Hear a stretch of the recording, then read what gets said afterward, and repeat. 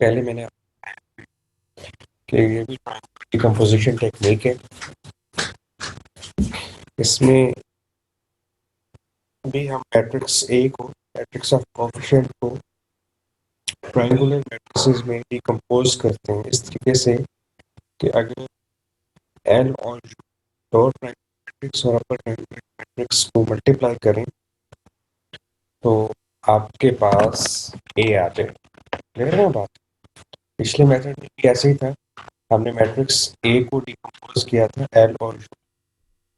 ठीक है, इसमें सबसे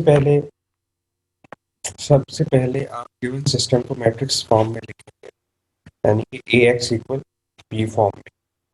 ठीक है, हेलो। जी सर।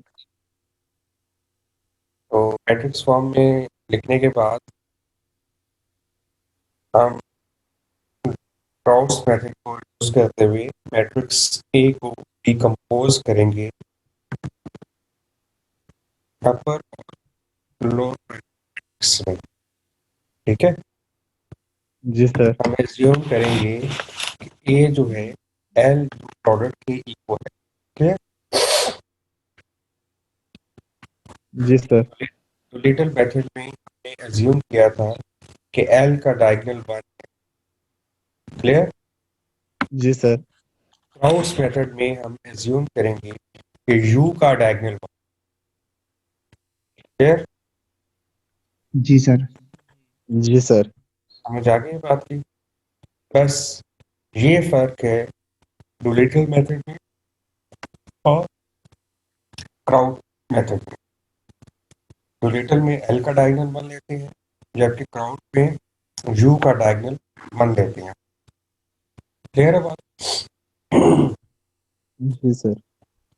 तो ये आपके पास इसमें अगर आप एल और यू में देखें 9 अननोन्स हैं। ठीक है, 6 जी एल सर। में है और 3 जो थ्री है यू। वो यू में है। इस रिलेशन को यूज करते हुए आप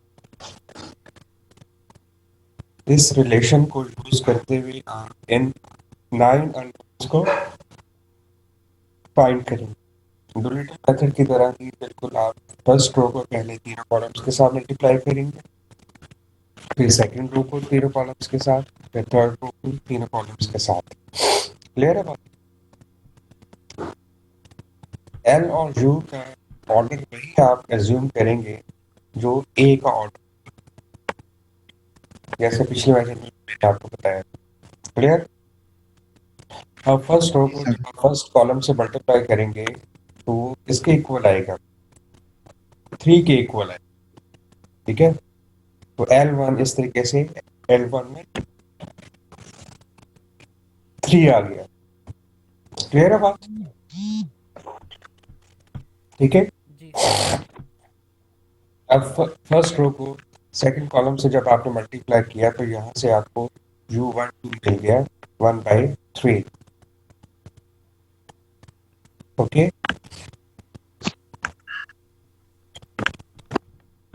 यस सर। थर्ड कॉलम से जब आपने मल्टीप्लाई किया तो यहाँ से आपको यू वन थ्री मिल गया -1/3।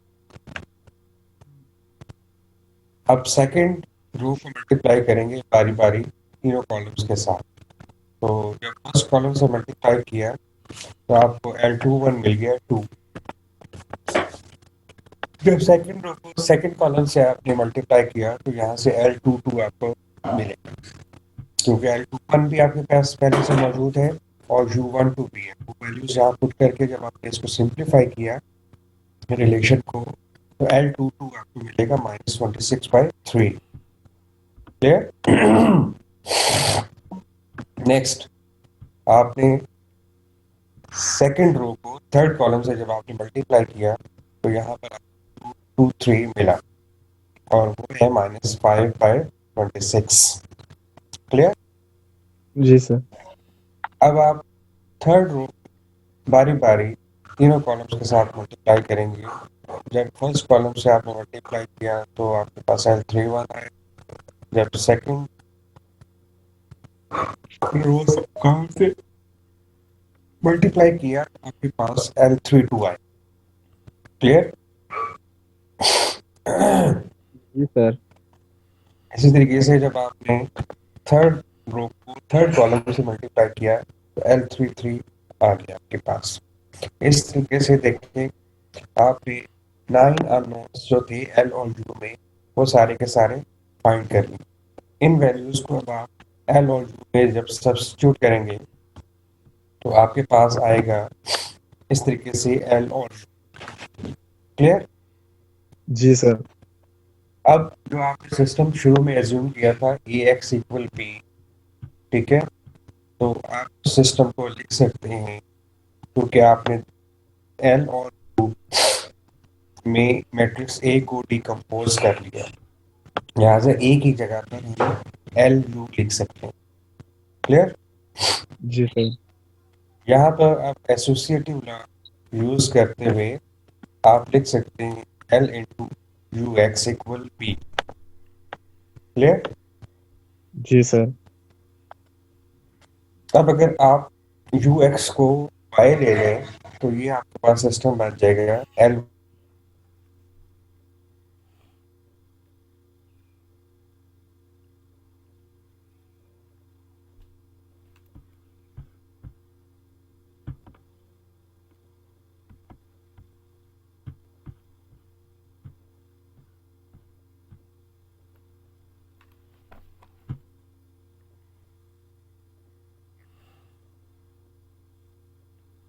लेकिन वन वन नहीं लेंगे, अननोन ही लेंगे।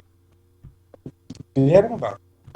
जी तो सर। मैं इस तरीके से एल और यू को एज्यूम करता हूँ, लेकिन सर किस तरह से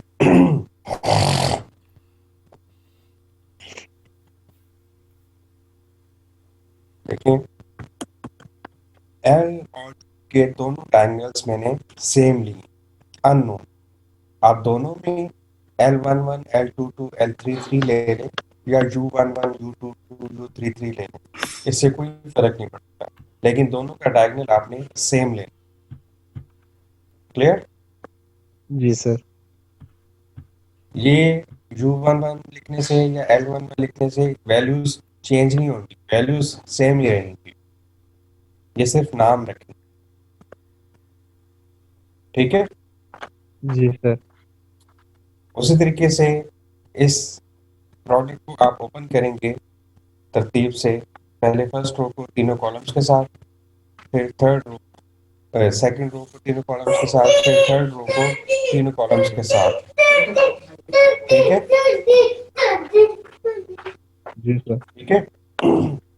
तो जब आपने फर्स्ट रो को फर्स्ट कॉलम के साथ मल्टीप्लाई किया तो ये L1 स्क्वायर आएगा। जी सर। जब इसका स्क्वायर रूट लेंगे तो आपके पास L1 में वैल्यू आ जाएगी स्क्वायर रूट ऑफ 3। क्लियर? जी सर। जी सर। अच्छा, यहाँ पर एक बात इंपॉर्टेंट है, स्क्वायर रूट लेने से आपके पास प्लस माइनस साइन आएगा।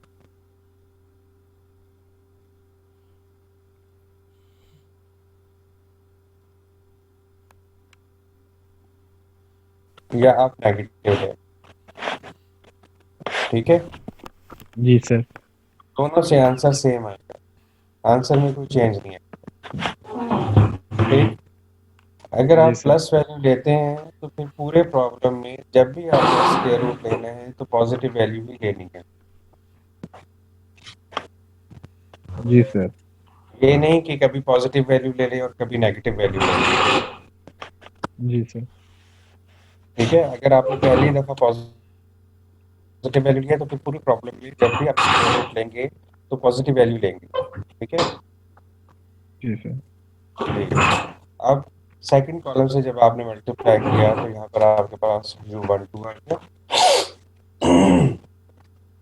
थर्ड से जब आपने मल्टीप्लाई किया तो U13 आ गया। क्लियर है ना बात? जी जी सर। नेक्स्ट आपने सेकंड रो को फर्स्ट कॉलम से मल्टीप्लाई किया तो L21 आया। इसी तरीके से सेकंड रो को सेकंड कॉलम से किया तो यहाँ पर L22 आया। क्लियर? ये वैल्यू आयोटा की फॉर्म में आई है। क्लियर? जी सर। ठीक है ना। जी सर। इसी तरीके से जब थर्ड कॉलम से जब मल्टीप्लाई करेंगे तो u23 जो आएगा वो ये वैल्यू आएगा, ये भी आयोटा की फॉर्म में आएगा। जी सर। कंफ्यूजन यहाँ तक? No sir. No sir, clear है सर। चलो हाँ। अब थर्ड रो को बारी बारी तीनों कॉलम से जब आप मल्टीप्लाई करेंगे तो आपके पास L31 1/√3 आ जाएगा। इसी तरीके से जब सेकंड कॉलम से मल्टीप्लाई करेंगे L32 आएगा। अच्छा, जब आप पेपर पे इसको सॉल्व करेंगे ना तो ये कहीं कहीं आयोटा डिनोमिनेटर में आएगा। जी सर।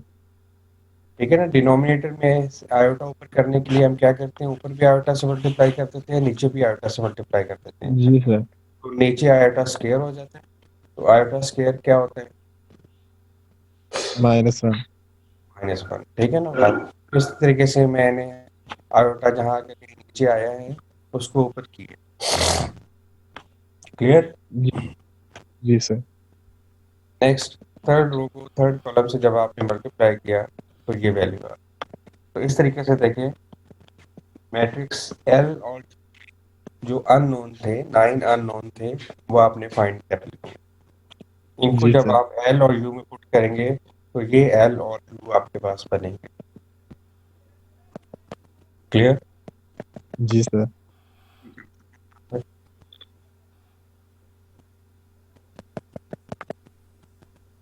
ठीक है। जी सर।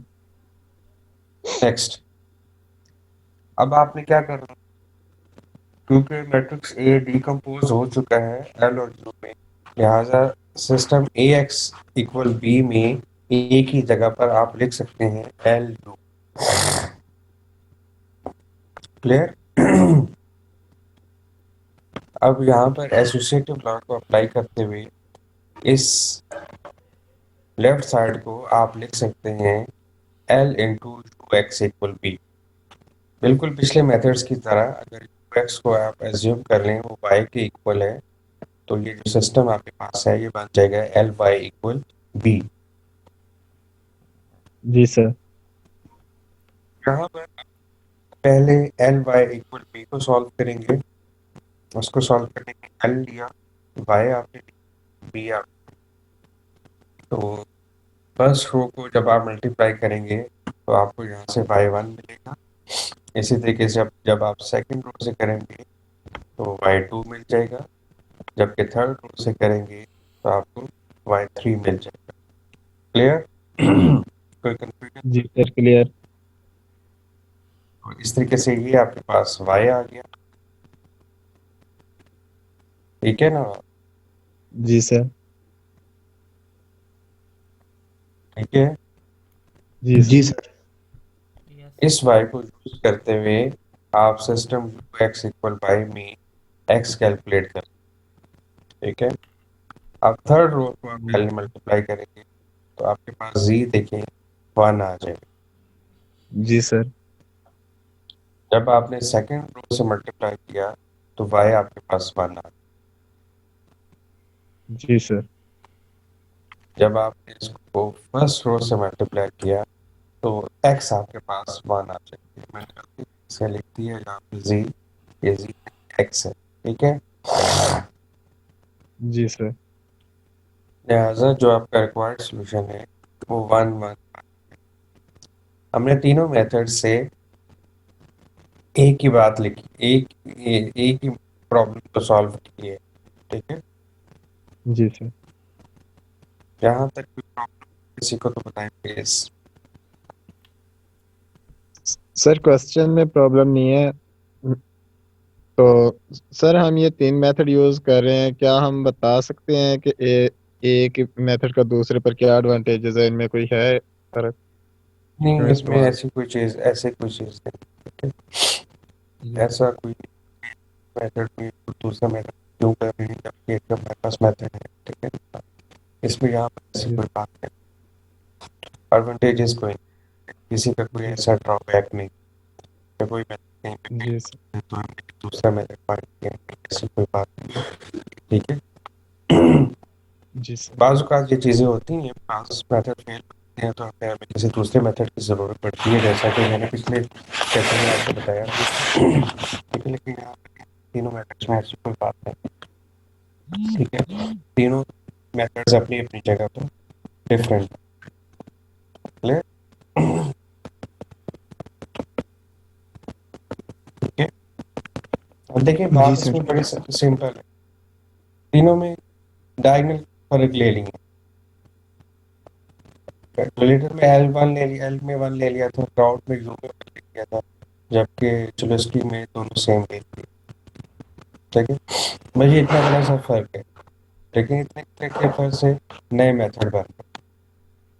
ठीक है, तो अब आप सोचें कुछ और करके कोई नया मेथड बन सकता है? ठीक है, सिंपल सी बात थी ना, ऐसी खास बात तो नहीं थी। और अगर आप देखें ये क्वेश्चन जो हैं ज़्यादा लेंथी हैं।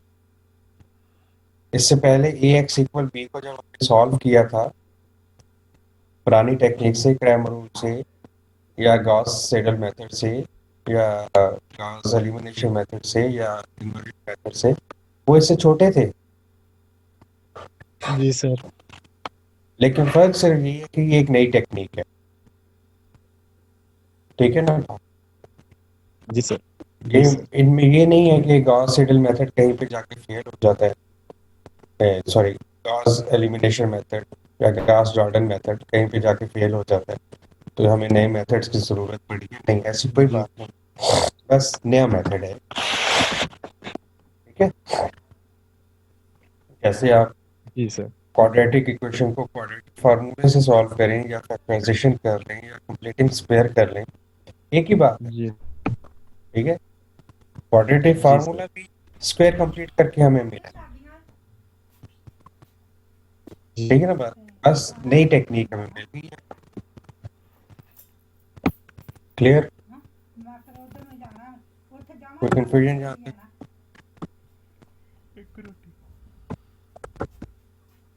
Hello,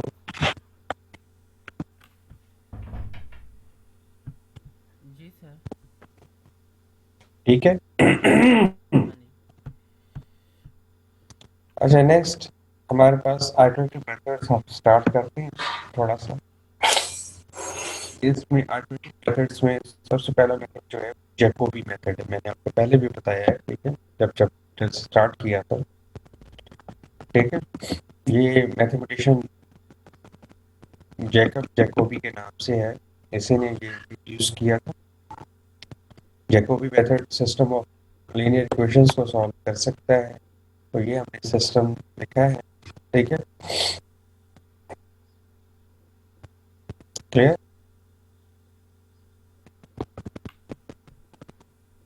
yes sir.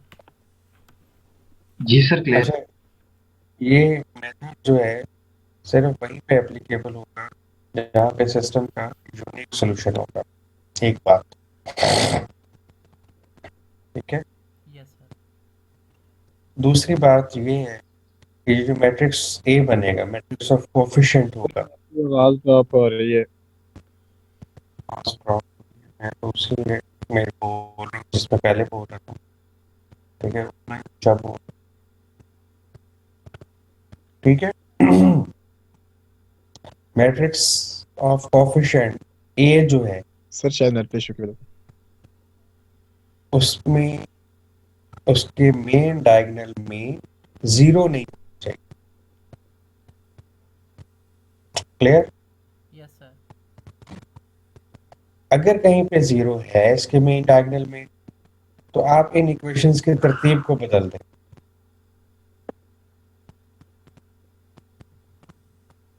Clear? Yes sir. देखें ना, अगर पहली इक्वेशन को दूसरी से तब्दील कर दें, फर्ज करें यहाँ पर ए,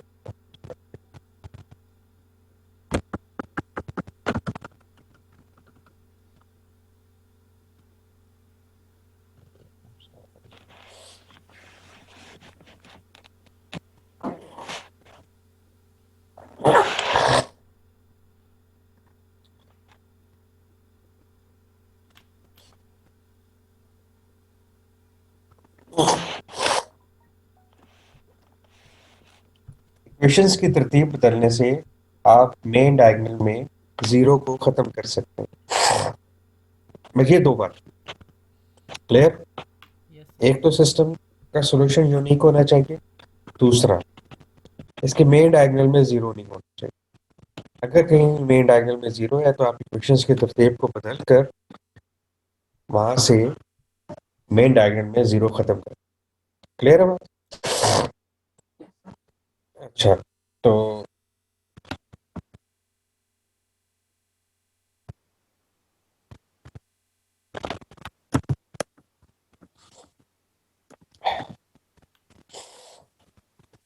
अच्छा, तीसरी बात बहुत इंपॉर्टेंट है।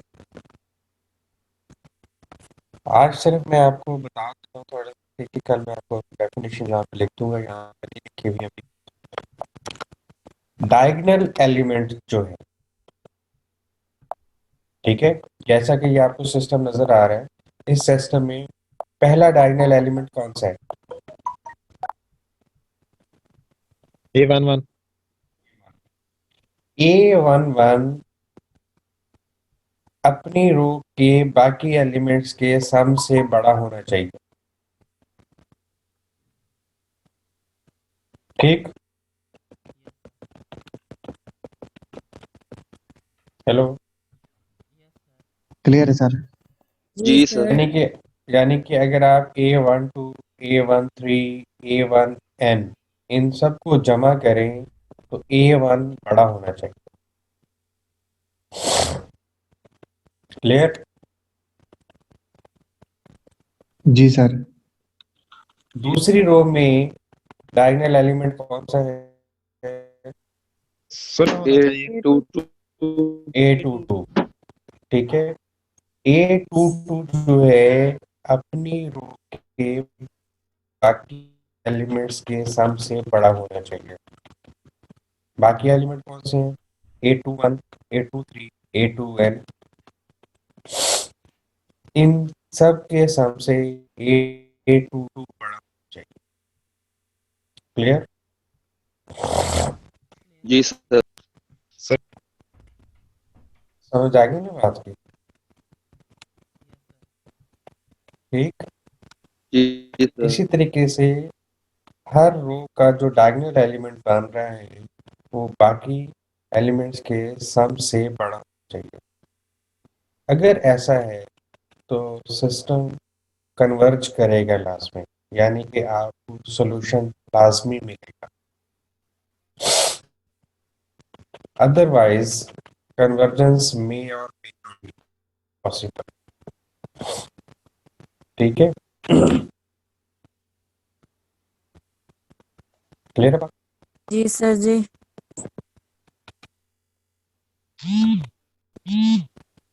यहाँ तक अगर प्रॉब्लम,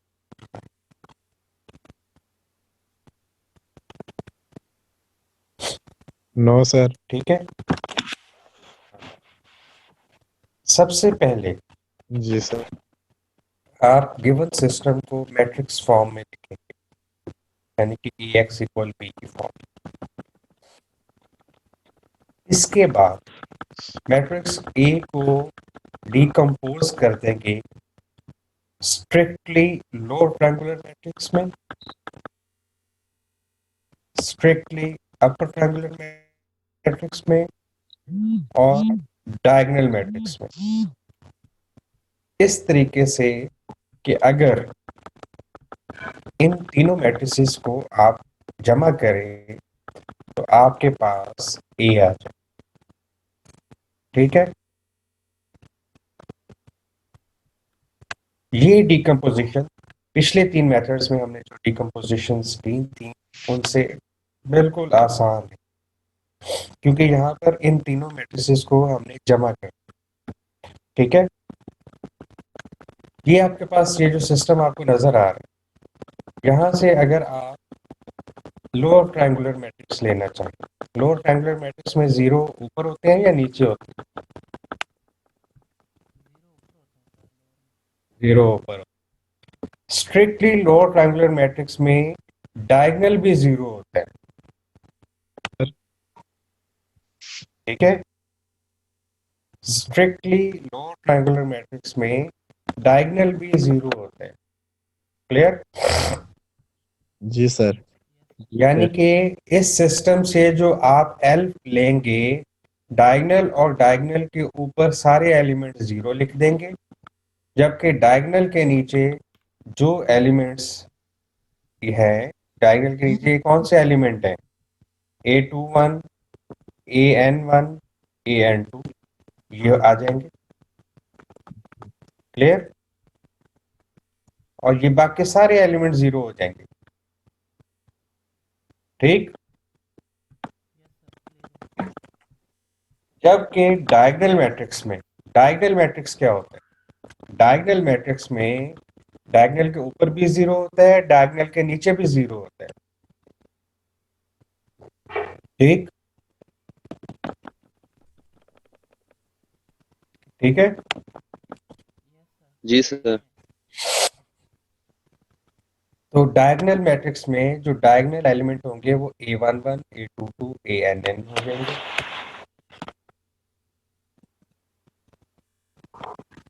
ठीक है? जबकि U मैट्रिक्स में, स्ट्रिक्टली अपर ट्रायंगुलर मैट्रिक्स में, डायगोनल के नीचे सारे एलिमेंट 0 होंगे और डायगोनल भी 0 होगा। और U में आपके पास A12, A1N, A2N आ जाएगा। क्लियर?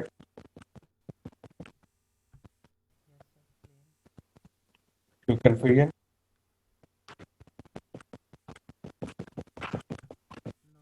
जी शाबाश। अच्छा अच्छा, अब देखिए, आपके पास कॉपी पेंसिल है? सर। आप एक मैट्रिक्स लिखें, square matrix A 3x3 order का, जिसमें first row 1 2 3, second row 4 5 6, third row 7 8 9।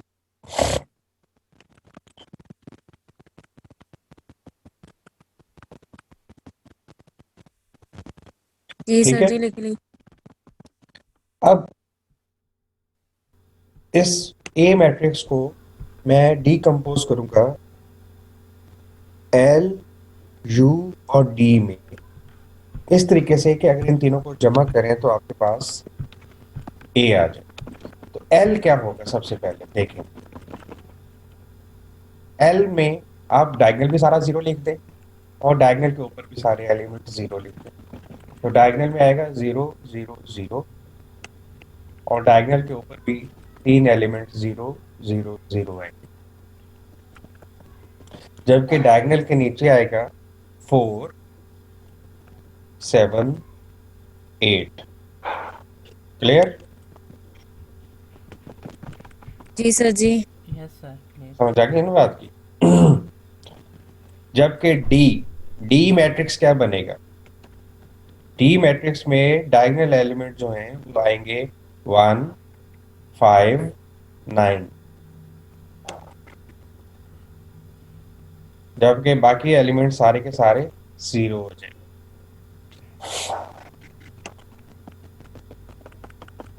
ठीक है? Yes sir. यू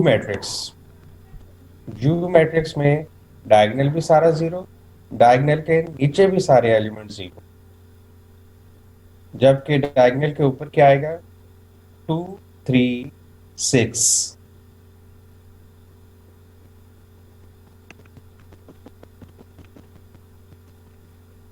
ठीक है? Yes sir. जी सर। अगर आप इन तीनों को जमा करें तो आप देखेंगे ए आपको मिल जाएगा। जी सर। कोई प्रॉब्लम? क्लियर है सर। जी। अब देखें,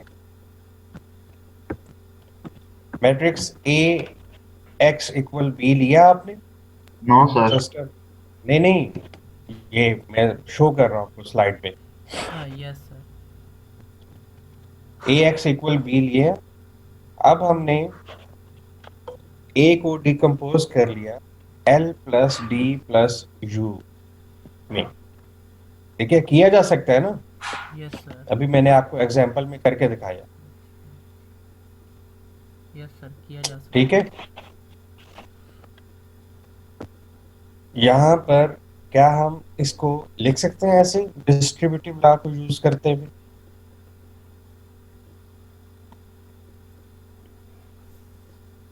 यस सर, लिख सकते हैं। लिख सकते हैं ना। यस सर, अब ये जो आखिरी इक्वेशन लिखी हुई है जिसमें आपके पास डी एक्स है, जिसमें डी होगा उसको आपने लेफ्ट साइड पे रखना है, बाकियों को आपने राइट साइड पे ले जाना है।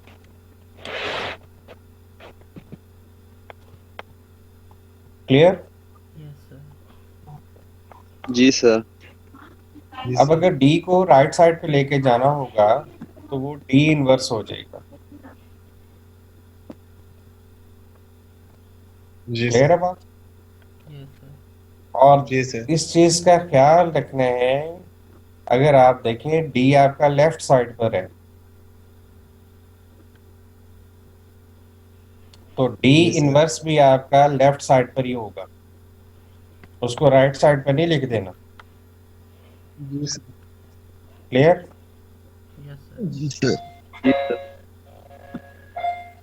तो यहाँ पर ये जो डी है मैंने आपको पहले बताया था कि डायगोनल मैट्रिक्स है। एल आपके पास स्ट्रिक्टली लोअर ट्रायंगुलर मैट्रिक्स है। यू आपके पास स्ट्रिक्टली अपर ट्रायंगुलर मैट्रिक्स है। क्लियर? यस सर, इस फार्मूले से आप एक आइटरेटिव स्कीम लिखेंगे, ठीक? कैसे लिखेंगे? देखें ये जो लेफ्ट साइड पर x है, ठीक है, इसकी जगह पर लिख देंगे xn+1, ठीक है। जो राइट साइड पर x है जी उसकी जगह पर आप लिख देंगे xn, ठीक है, जैसा कि मैंने यहाँ पर नेक्स्ट स्लाइड में आपको लिख कर दिखाया।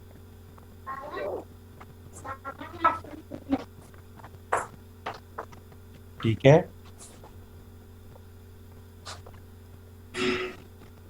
जी सर। ठीक है ना बात? Yes sir, This formula is called Jacobi iterative scheme. ठीक है, This formula is called Jacobi iterative scheme. Clear है बात? जी सर। जी जी सर। कोई कंफ्यूजन तक? No sir. समझ आ गई ना बात की? अब ये देखिए ये जो n लिखा है जी सर। इसमें n 0 हो सकता है, 1 हो सकता है, 0 से स्टार्ट किया। अगर मैं 0 ले लूं सबसे पहले तो लेफ्ट साइड पर क्या आएगा? x1। x1। राइट साइड पर x0 आ जाएगा, ठीक है ना। जी सर। राइट साइड पर x0 आ जाएगा। x0 हम खुद एज्यूम करेंगे क्या लेना है, जैसा कि पिछले चैप्टर में हम इनिशियल गैस लेते थे, जी सर। ठीक है। तो x0 आपका इनिशियल गैस है। x0 जब आप राइट साइड में पुट कर देंगे तो L भी आपके पास मौजूद है, U भी आपके पास मौजूद है, B भी आपके पास मौजूद है, D भी आपके पास मौजूद है, सारी चीजें मालूम। x0 आप खुद एज्यूम कर लेंगे। तो जब आपने x0 खुद एज्यूम कर लिया तो राइट साइड पर सारी चीजें मौजूद है, इन सबको मल्टीप्लाई वगैरह करके सिंप्लीफाई करके आपको x1 मिल जाएगा। क्लियर? जी सर। तो फिर सेकंड आइटरेशन करेंगे। सेकंड आइटरेशन में आप n1 ले लेंगे, लेफ्ट साइड पर क्या आ जाएगा?